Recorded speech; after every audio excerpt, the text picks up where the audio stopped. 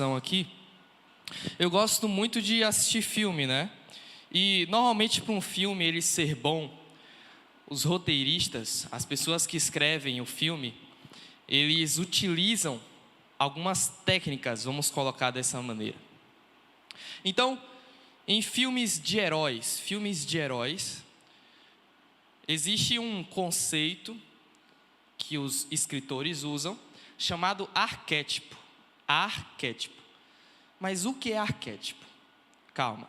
Arquétipo é um conceito para representar um padrão, ok?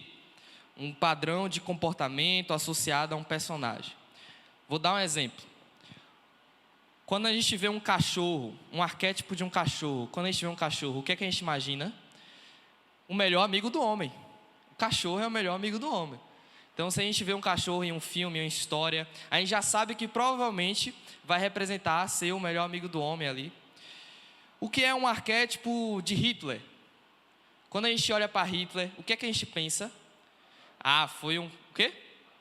Um matador, um genocida, um ditador, um governante, né? Aparece Hitler no filme, não é isso que a gente pensa? Né?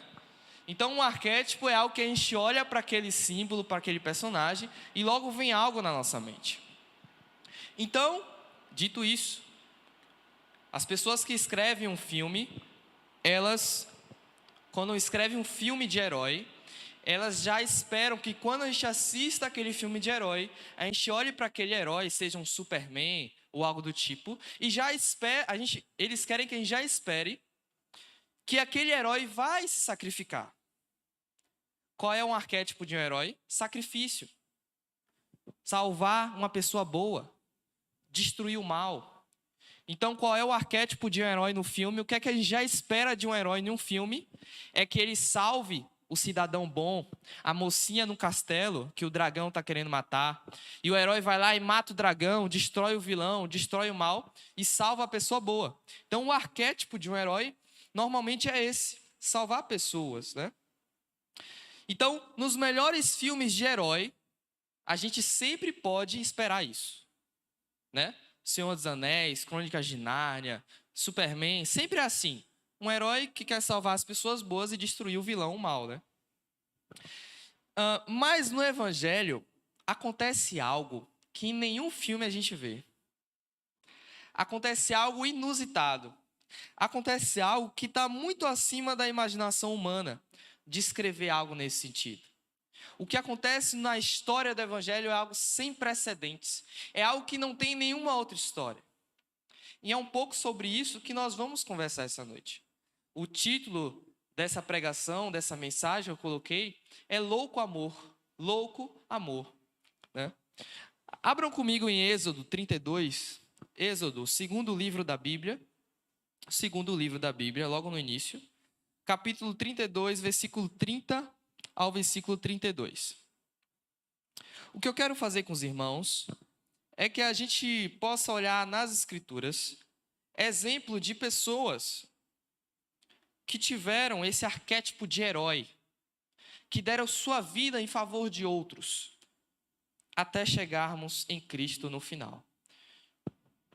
Êxodo 32, versículo 30 a 32 diz assim: No dia seguinte, Moisés disse ao povo: Vocês cometeram um grande pecado. Agora, porém, subirei ao Senhor. Talvez eu possa fazer propiciação pelo pecado de vocês.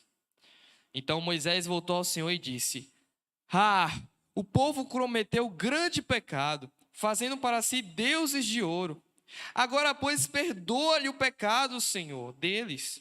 Ou se não, peço-te que me risques do livro que escreveste. O que aconteceu, eu vou falar bem rapidamente, para que a gente possa pegar toda a mensagem no tempo que nos foi dado. O que aconteceu nessa cena de Moisés é que Moisés, ele sobe ao monte Sinai para receber instruções do Senhor de como seria o tabernáculo. Deus queria que construísse um tabernáculo para que ele fosse adorado. Então Deus começa a dar essas instruções a Moisés lá em cima no Monte Sinai. de como deve ser o tabernáculo, o que deve conter no tabernáculo e como o povo deve adorar no tabernáculo. Então Moisés sobe no Monte Sinai e ele passa ali 40 dias e 40 noites, sem comer e sem beber, na presença de Deus, recebendo as instruções para o tabernáculo e tudo mais. Nesse meio tempo, depois que Deus, ali no finalzinho dos dias, já tinha passado as instruções, o povo de Israel, que estava lá embaixo, esperando Moisés descer, o povo lá embaixo começa a pecar gravemente. Eles constroem um bezerro de ouro. Eles começam a dizer: Moisés está demorando demais. Nós precisamos fazer um Deus para nós. Então eles constroem um bezerro de ouro. Começam a fazer festas, que provavelmente nessas festas houveram pecados sexuais. O próprio Arão ajuda eles nesse pecado todo. Então, Deus lá em cima, com Moisés, Deus fala para Moisés: desce lá, porque o povo está pecando, já construiu um bezerro de ouro, me abandonou, e eu vou matar todo mundo que está lá embaixo. Vou destruir todo mundo. Então desce lá correndo e se afasta desse povo. Moisés vai e desce, e os irmãos podem ver isso, acompanhar isso em todo o capítulo 32. Moisés vai e desce e começa a exortar esse povo. Olha comigo os versículos 25 a 29. Quando Moisés viu que o povo estava sem controle, pois Arão tinha deixado-a solta para a vergonha no meio dos seus inimigos, pôs-se em pé à entrada do arraial, à entrada do povo ali, e disse: quem é do Senhor, venha até mim. Então se juntaram a ele todos os filhos de Levi, aos quais ele disse: assim diz o Senhor, o Deus de Israel: cada um põe a espada na cintura, passem e tornem a passar pelo arraial, de porta em porta, e cada um mate o seu irmão, o seu amigo, o seu vizinho. Então Moisés, e aqui a gente pode começar já a ver o coração de Moisés, né? E a misericórdia de Deus. Moisés se coloca na porta do arraial, e ali é como se fosse uma última chance da misericórdia de Deus para que o povo não morresse, né? Venha até mim quem quer a Deus. Quem fosse ali naquele momento não ia ser morto, mas só a tribo de Levi foi. E ali, para erradicar, para tirar o pecado do povo, houve morte. A tribo de Levi começou a matar os seus irmãos, né? Mas, meus irmãos, Deus ia destruir todo mundo. Deus está virado. Porque imagina, Deus tirou o povo do Egito com mão forte. O povo era escravo no Egito. O povo fazia tudo de errado, sendo escravo, passando uma vida horrível. Deus vai lá, faz milagres, faz água virar sangue, mata os primogênitos dos egípcios. E com tudo isso ele tira aquele povo de Israel do Egito, e para levar até Canaã, faz promessas ao povo, e o povo se rebela ainda. O povo vira as costas contra Deus e faz um bezerro de ouro. Então Deus ia matar todo mundo. E aí, o que eu quero chamar a atenção dos irmãos nesse texto é o coração de Moisés nesse momento. Moisés vai como um intercessor diante de Deus pelo povo e diz: Deus, não mata, Deus. Eu sei que o povo cometeu um grande pecado. Versículo 31. Eu sei que eles fizeram Deus de ouro. Mas agora perdoa-lhes, Senhor, o pecado. Ou se não, me risca do livro que o Senhor está escrevendo. E isso aqui é muito forte, porque aquele era um povo rebelde. Aquele é um povo que não queria Deus. Aquele era um povo que pecava, que blasfemava contra Deus. Aquele é um povo que merecia o inferno, que não merecia coisa alguma. Mas Moisés, tendo o mesmo sentimento de Cristo, ele se coloca diante de Deus e fala: Deus, se o Senhor não perdoar esse povo, esse livro aí que o Senhor está escrevendo para deixar as pessoas entrarem no céu, me risca desse livro. Me risca desse livro se o Senhor não perdoar esse povo. Aqui Moisés mostra o amor que estava em seu coração. É o amor de Cristo. Me manda para o inferno, mas que esse povo seja perdoado. É por isso que o tema dessa mensagem dessa noite é louco amor. Porque é inconcebível isso. Não tem lógica. Isso não tem em filme de herói. Hollywood não consegue produzir um filme desse. É um sentimento maluco. De alguém dizer, eu prefiro ir para o inferno, eu prefiro receber o teu castigo, Deus, que eles mereciam, para que eles sejam salvos.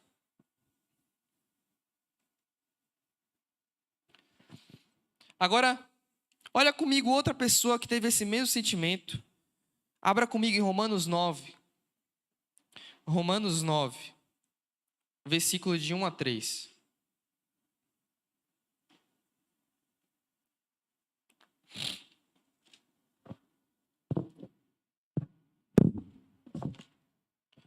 Romanos 9, versículo de 1 a 3. Deixa eu explicar primeiro o contexto desse texto, tá? Paulo escreve essa carta aos Romanos. E Paulo, ele vem explicando aos romanos sobre a vida cristã, sobre o Espírito Santo, o quanto Deus amava eles em Cristo, o quanto nada podia separar o crente do amor de Deus. Paulo começa a explicar a teologia para aqueles crentes romanos. Paulo começa a explicar o que é o Espírito Santo que vive dentro deles agora, o que é a vida cristã com Deus. E Paulo começa a explicar a certeza da salvação que eles podiam ter pela fé que eles tinham em Cristo Jesus. E quando Paulo está falando isso tudo aos crentes romanos, sobre a certeza da salvação e tudo mais, do amor de Deus por eles, eu sinto como se o coração de Paulo começa a se entristecer. Sabe por quê? Porque Paulo era judeu. Paulo era um judeu raiz, de descendência, que era fariseu. E Paulo amava seu povo, os judeus. E Paulo sabia que o povo judeu se esforçava muito para ser salvo, mas não havia como eles serem salvos se eles não crescem em Jesus Cristo como Salvador. Porque não há outro nome em que se possa crer, não há outro nome na terra em que se possa ser salvo senão Jesus Cristo. Então, nesse momento, eu imagino Paulo se entristecendo, porque ele estava falando que os crentes romanos seriam salvos pela fé, e ele sabe que o povo judeu dele não aceitava Jesus Cristo. Então ele disse, capítulo 9, versículo 1 de Romanos: digo a verdade em Cristo, não minto, e a minha consciência confirma isso por meio do Espírito Santo. Sinto grande tristeza e tenho incessante dor no coração, porque eu mesmo desejaria ser amaldiçoado, separado de Cristo, por amor de meus irmãos, meus compatriotas segundo a carne, são israelitas. Olha para cá. O maior tesouro da vida de Paulo era Jesus. Era a pessoa que ele mais amava, Jesus. Paulo, eu não sei quem poderia ser outro homem que amava mais Jesus do que Paulo. Paulo amava Jesus de todo o coração. Ele é a inspiração, ele é um modelo para todos os cristãos, como está escrito na palavra de Deus.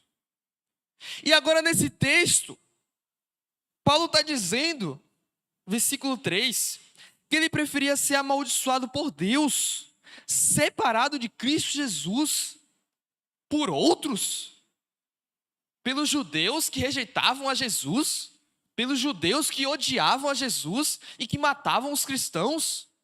Como assim? É por isso que o tema dessa pregação é louco amor. Porque o evangelho é um louco amor. É um amor que o ser humano não consegue imaginar. Paulo preferia ir para o inferno só para que os judeus pudessem ser perdoados dos seus pecados. Porque ele sabia que a maior parte dos judeus iria para o inferno.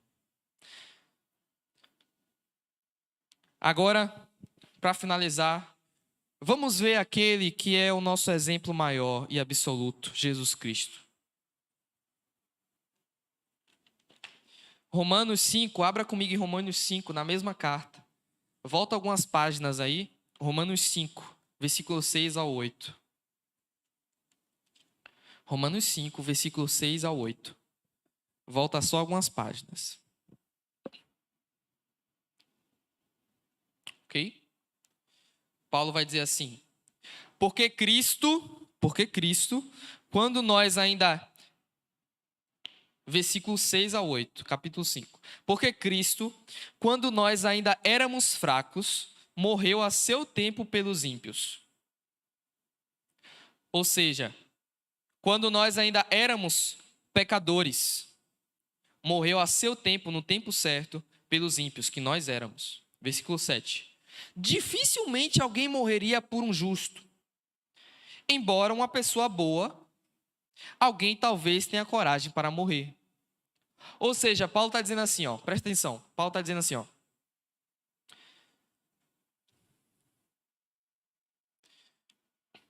É normal a gente ver pessoas dando a vida pelos seus pais. É normal a gente ver um pai dando a vida por um filho. É normal ver um marido dar a vida pela esposa. A gente consegue ver isso no dia a dia, nos jornais, nos noticiários. É normal a gente, num filme de herói, ver o Superman salvando a mulher que ele ama, ou um cidadão bom, e matando o vilão no final do filme. É normal isso. Embora ainda seja raro isso acontecer. É raro você ver, né, alguém dar a vida por outro, se sacrificar por outro. Isso já é raro de acontecer, né? Eu digo normal porque isso pode acontecer, né? Não é impossível. Isso a gente vê nos noticiários. Mas ainda é raro alguém dar a vida por outra pessoa. É raro alguém fazer isso. Agora olha o que Paulo fala. Versículo 7. Dificilmente alguém morreria por um justo. Embora por uma pessoa boa, alguém talvez tenha coragem para morrer. Versículo 8. Mas Deus prova o seu próprio amor para conosco, pelo fato de Cristo ter morrido por nós, quando ainda éramos pecadores. Mas Deus prova o seu próprio amor para conosco, pelo fato de Cristo ter morrido por nós, quando ainda éramos pecadores. Sabe o que Paulo está querendo dizer aqui? É raro, mas a gente ainda consegue ver na televisão, nos noticiários, um marido dando a vida pela esposa, um homem que vê uma criança se afogando, ele dá a vida por aquela criança. É normal isso acontecer. Mas Deus fez algo extraordinário, sem precedentes.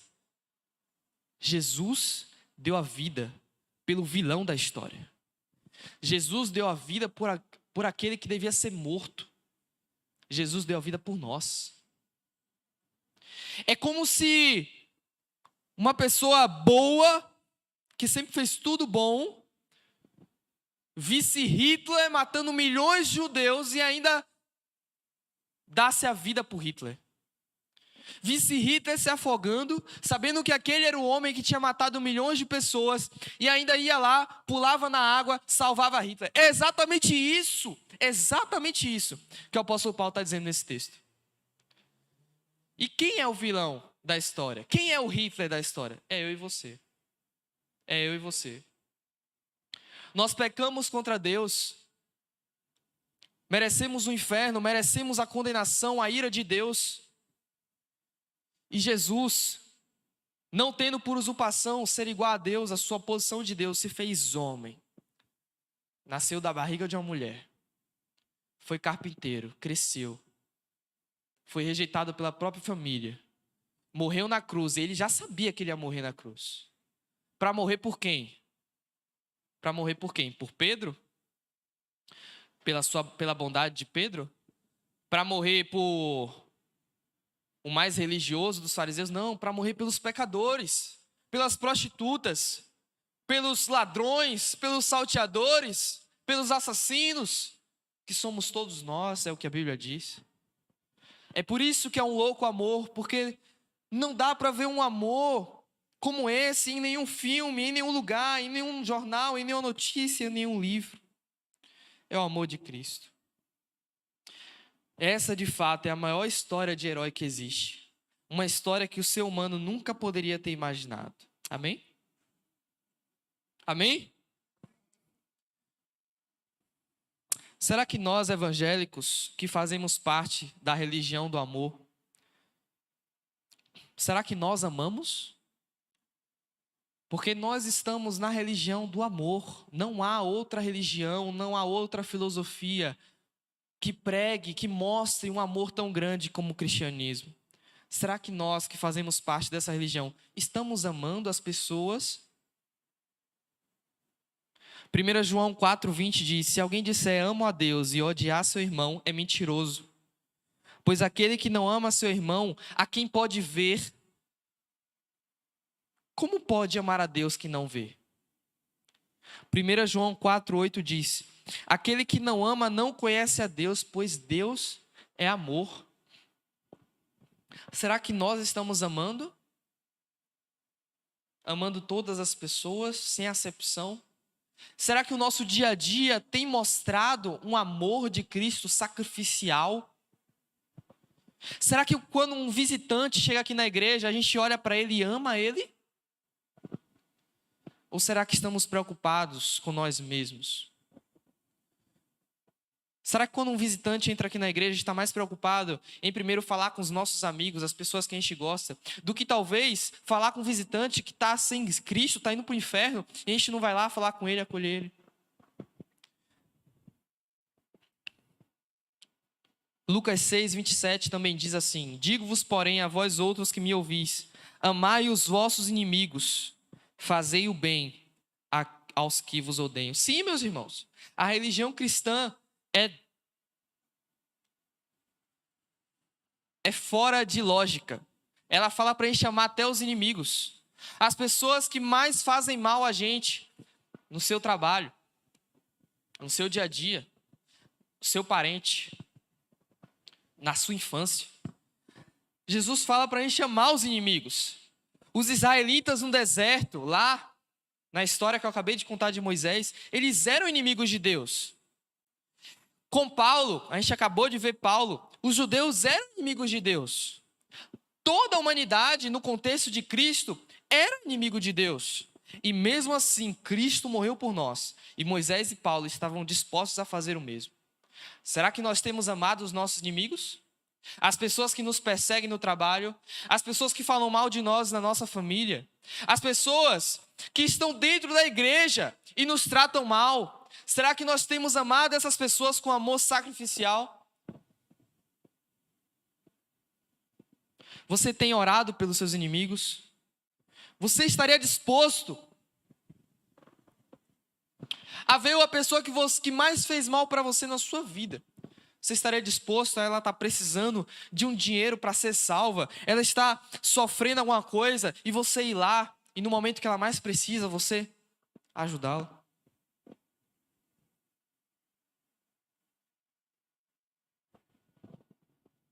E você que não crê em Jesus como seu Salvador e Senhor, sabendo agora que o herói, o maior herói da história, morreu para que você fosse salvo, será que você vai continuar vivendo como um vilão nessa história?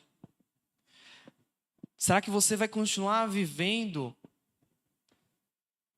como uma pessoa que faz o mal contra Deus? Não. Se o herói que era perfeito morreu por mim, que sou o maior vilão, agora eu vou me arrepender. Agora eu vou viver como o meu herói. E se isso não acontecer, já não resta mais sacrifícios pela minha alma. Só resta condenação e destruição. Porque à luz de um sacrifício desse, eu não posso ter outra resposta senão um amor total. Que imitemos a Cristo, meus irmãos. Sede meus imitadores, como eu também sou de Cristo. Foi isso que o apóstolo Paulo disse. Oremos. Senhor meu Deus, nós pedimos, Senhor, a tua misericórdia e a tua graça, Senhor, para vivermos à luz do amor de Jesus Cristo que morreu por nós. Senhor, nos ajude para que no nosso trabalho a gente ame todas as pessoas que possam nos tratar mal. Nos ajude a amar os nossos inimigos, as pessoas que falam mal de nós, as pessoas que falam mentiras sobre nós, as pessoas que nos perseguem, as pessoas que não gostam de nós. Senhor Jesus, nos ajude a amar os pecadores que ainda não te aceitaram como seu Salvador. Essas pessoas estão indo para o inferno e nós precisamos amá-las de todo o coração e fazer o que for necessário para que elas sejam salvas. Nos ajude, Senhor, a viver esse louco amor do Evangelho que nos conquista, porque sem Ti nós não conseguiremos. mas pela graça que é em Cristo Jesus. E à luz desse amor, nós não temos outra resposta a dar senão viver conforme este amor, em nome de Jesus. Amém.